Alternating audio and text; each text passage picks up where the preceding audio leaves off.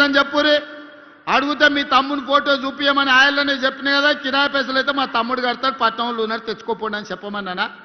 2 ఏళ్లల్లా ఆడబిడ్డలకు ఉచిత బస్సు ప్రయాణానికి 9,000 కోట్ల రూపాయలు నేను పొన్నం ప్రభాకర్ గారికి లెక్క కట్టి నెల నెల పైసలు కట్టిన. మా ఆడబిడ్డలు బస్సులో ఉచితంగా పోతే ఆ ఎల్లా అమ్మగారింటికి పోవాలన్నా, అమ్మవారిని దర్శించుకోవాలన్నా, కొండగట్టుకోవాలన్నా, వేములవాడ రాజన్నను దర్శించుకోవాలన్నా ఇంటి ఆయన ముందల చేయి చాపాలి మా అక్కలు.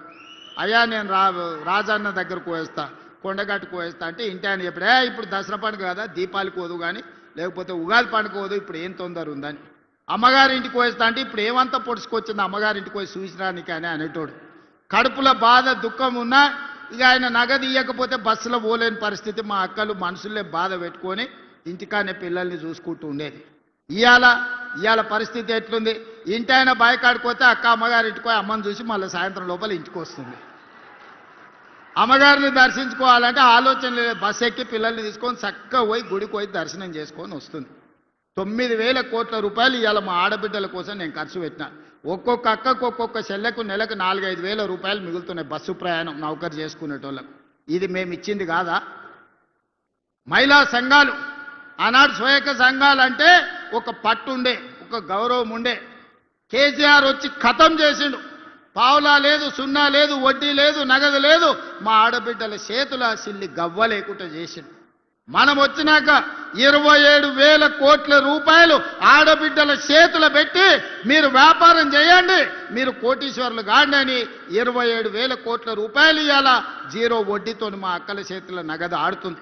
ఇవాళ బస్సులో ఉచిత ప్రయాణమే కాదు, 1000 బస్సులకు మా పొన్నం ప్రభాకర్ గారు ఆడబిడ్డలను యజమానులను చేశారు. ఆర్టీసీకే బస్సులు పెట్టి ఇవాళ మా ఆడబిడ్డలు నడిపించే పరిస్థితి వచ్చింది. ఇవాళ జిల్లా కేంద్రాలలో పెట్రోల్ బంకులు ఇచ్చి వ్యాపారం పెట్టించినాం. ఇవాళ సోలారు విద్యుత్ అదాని అంబానీల కాదు, ఆడబిడ్డలు కూడా సోలారు విద్యుత్ ఉత్పత్తి చేస్తారని ఈరోజు సోలారు విద్యుత్ ఉత్పత్తి కేంద్రాలను 1000 మెగావాట్లు మా ఆడబిడ్డలు పెట్టి ఇవాళ రాష్ట్ర ప్రభుత్వంతో వ్యాపారం చేస్తారు.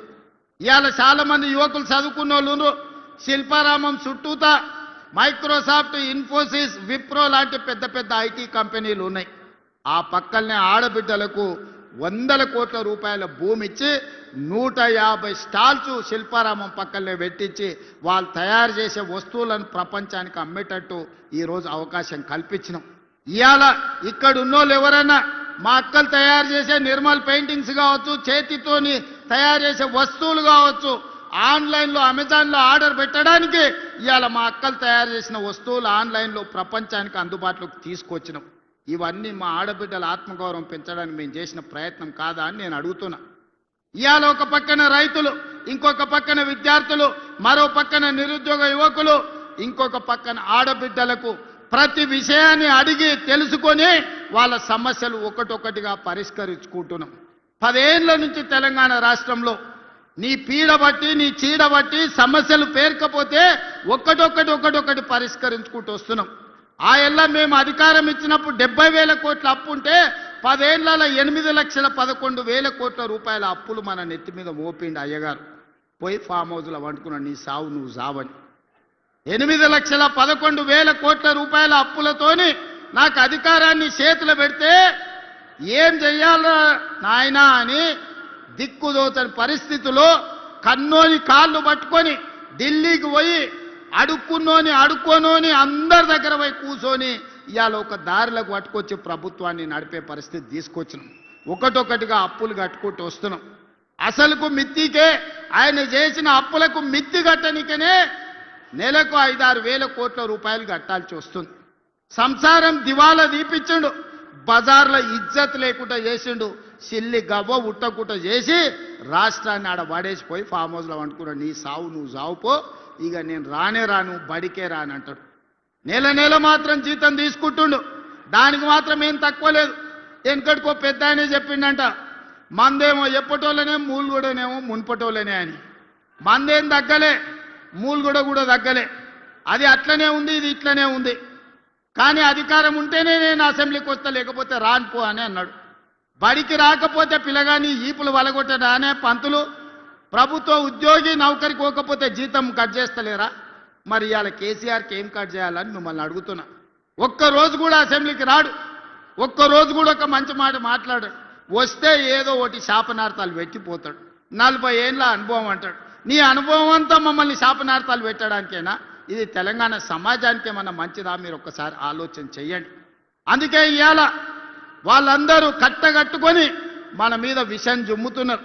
ఓ రోజు తండ్రి, ఓ రోజు కొడుకు, ఓ రోజు అల్లుడు, ఓ రోజు బిడ్డ, ఓ రోజు సటకుని కొడుకు. ఇక సటకుని కొడుకు నుంచి చెప్పాలంటే మిడ్మానేర్ ఉందనే ఉంది కాడ రవీందర్ అని ఆ ఊర్లో కొట్లాడినోడు ఉన్నాడు. చివరికి మిడ్మానేర్ల పట్టాలు కూడా వదలలేదయా. రాష్ట్రాన్ని దోసుకున్నదే కాదు, మిడ్మానేర్ల పేదోళ్ళకి ఇచ్చే ఇండ్ల పట్టాలు కూడా సడ్డకుని కొడుకు ఇవ్వలే. ఆ సడ్డ కూడా ఈడ ఇసుక దందాలు ఎట్లా చేసిండో మీకు అందరికీ తెలిసి, చొప్పదండి వాళ్ళు అందరు తెలిసి, నేను కొత్తగా చెప్పాల్సిన పని లేదు. ఏదన్నా వదిలినరా, గాలి వదలలే, నీరు వదలలే, ఇసుక వదలలే, రోడ్డు వదలలే, కంకర వదలలే. రాష్ట్రాన్ని మొత్తం గుల్ల చేసి ఇవాళ దోపిడీకి పాల్పడి ఈ మున్సిపల్ ఎన్నికల్లో ఓట్లు అడుగుతామని వస్తున్నారు. అందుకే ఇవాళ మిత్రులారా, మున్సిపల్ ఎన్నికలు ముఖ్యమంత్రిని కాదు మున్సిపల్ మంత్రిని కూడా నేనే. 2 ఏళ్లలో రాష్ట్రంలో ఉండే 116 మున్సిపాలిటీలు, 7 కార్పొరేషన్లు, 123 మున్సిపాలిటీలకు 17,442 కోట్ల రూపాయలు ఈ 2 ఏళ్లలో ఖర్చు పెట్టినాం. ఇవాళ ఉత్త కరీంనగర్ జిల్లాలో ఉన్న మున్సిపాలిటీలు మొత్తానికి కలిపి 15 ఉంటే, 2 కార్పొరేషన్లు 13 మున్సిపాలిటీలు ఉంటే దాదాపుగా 2,778 కోట్ల రూపాయలు ఈ మున్సిపాలిటీలకు ఇవ్వడం జరిగింది. ఒక్కొక్క దాని లెక్కలు కూడా ఈరోజు మన వాళ్ళు నాకు అందించారు. రామగుండానికి 586 కోట్లు ఇచ్చారు. ఉత్త కరీంనగర్కే 1,489 కోట్ల రూపాయలు ఇవాళ కరీంనగర్ మున్సిపల్ కార్పొరేషన్కి ఇచ్చిండ్రు. ఇట్లా ఒక్కొక్కటిగా 2,778 కోట్ల రూపాయలు ఇవాళ మనం ఇచ్చినాం. చొప్పదండి గూడ మున్సిపాలిటీకి 50 కోట్ల రూపాయలు ఇవాళ ఇవ్వడం జరిగింది. రామగుండం కార్పొరేషన్కి ఇవాళ 512 కోట్లు ఇచ్చినాం. నేను ఎందుకు ఇవన్నీ లెక్కలు చెప్తున్నా అంటే, ఇవన్నీ పనులు జరగాలి. పనులు జరగాలంటే మట్టికి పోయినా ఇంటోడే పోవాలని పెద్దలు చెప్పారు. మీ సందులో ఉండే కౌన్సిలరో, మీ కార్పొరేటరో, ఎమ్మెల్యేతోనో మంత్రులతోనో కలిసి పని చేయించుకోకపోతే మీ పనులు ఎక్కడి అక్కడనే ఉంటాయి. రేపు ఈ విడత కాదు, 2వ విడత ఏప్రిల్లో మళ్ళా ఇందిరమ్మ ఇండ్లు ఇచ్చేది ఉన్నది. పేదోళ్ళు ఇండ్లు కట్టుకోవాలంటే మీ కౌన్సిలర్ మంత్రి దగ్గరకు పోయి కూర్చొని ఇల్లు మంజూరు చేయించుకొని రావాలి. ఎమ్మెల్యేతోని పని చేయించుకోలేనోడు, మంత్రులతోని పని చేయించుకోలేనోడు ఇవాళ కష్టమవుతుంది అభివృద్ధికి. అందుకే డాక్టర్ సంజయ్ గారు జగిత్యాల మున్సిపాలిటీని అభివృద్ధి చేయాలని ఇవాళ కాగితాలు తీసుకొచ్చి ఇచ్చాడు. జగిత్యాల పట్టణంలో మెయిన్ రోడ్డును మొత్తం విస్తరిస్తామనేది ఈరోజు అడిగినరు. తప్పకుండా జగిత్యాల మున్సిపాలిటీలో రోడ్డును విస్తరించే పని చేస్తాం. వాలంటరీ ల్యాండ్ ఈరోజు జగిత్యాల నియోజకవర్గంలో యంగ్ ఇండియా ఇంటిగ్రేటెడ్ స్కూల్కి అడిగిండు. తప్పకుండా వాటిని అమలు చేసే పని చేస్తాం. మేడ్పల్లి సత్యం 2 పేజీల కాగితాలు తెచ్చి ఇచ్చిండు మీ చొప్పదండి కోసం. తప్పకుండా మిత్రుడు సత్యం భవిష్యత్తున్న నాయకుడు. ఈరోజు జిల్లా పార్టీ అధ్యక్షుడే కాదు, రేపు భవిష్యత్తులో రాష్ట్ర స్థాయికి ఎదగాల్సిన నాయకుడు, యువకుడు, మంచి యువకుడు మీకు ఎమ్మెల్యేగా ఉన్నాడు. తప్పకుండా యువకులను ప్రోత్సహించి చొప్పదండిని అభివృద్ధి చేసే బాధ్యత నాది. అదే విధంగా ఇవాళ గుళ్ళ గురించి వేములవాడ మా ఆది శ్రీనివాస్ అన్న నువ్వు రావాలి అని నన్ను అడిగిన. వేములవాడ రాజన్న దర్శనం నేను పోదామని మొత్తం తయారు చేసిన. ఎంబడే కొంతమంది పెద్ద మనుషులు వచ్చారు. అన్న వేములవాడ పోయిన వాళ్ళకి ఎవరికి పదవి ఉండలేదు, పోయి వచ్చినాక పదవి పోతుందని వచ్చి నాకు చెవులో చెప్పారు. నాకు అర్థం కాలే. అయ్యా నేను పోతున్నది హరిహర మహాదేవుని దగ్గరికి, శివయ్య దగ్గరికి నేను పోతే వచ్చిన సమస్య ఏంది, అదెట్లనో చూద్దాం. ఇట్లాంటి అపవాదులు శివయ్య మీద ఉండొద్దు, ఏదేమైనా సరే నేను వస్తపా అని వేములవాడ రాజన్నను దర్శనం చేసుకొని 150 కోట్ల రూపాయలు నిధులు కేసీఆర్ మాట ఇచ్చి శివయ్యను మోసం చేస్తే వేములవాడ రాజన్న అభివృద్ధికి 150 కోట్ల రూపాయలు మంజూరు చేసి ఇవాళ పనులు జరుగుతున్నాయి. ఆ తర్వాత నేను సర్పంచ్లో 66% సీట్లు గెలిచిన. అంటే శివయ్య మనల్ని ఆశీర్వదించినట్ట, శివయ్య మన పదవి పోగొట్టినట్ట? ఒక్కసారి ఆలోచన చేయండి. ఇవాళ అదే కాదు, మా ధర్మపురి లక్ష్మీ నరసింహస్వామి మందిరాన్ని గురించి మా లక్ష్మణ్ చెప్తున్నాడు, కొండగట్టు హనుమంతుని గురించి మా సత్యం చెప్తున్నాడు, మా వేదిక మీద ఒక్కొక్కరు ఒక్కొక్క మందిరం గురించి చెప్పారు. అందుకే మిత్రులారా నేను ఒక మాట చెప్పదలుచుకున్నా. 2027లో గోదావరి పుష్కరాలు రాబోతున్నాయి.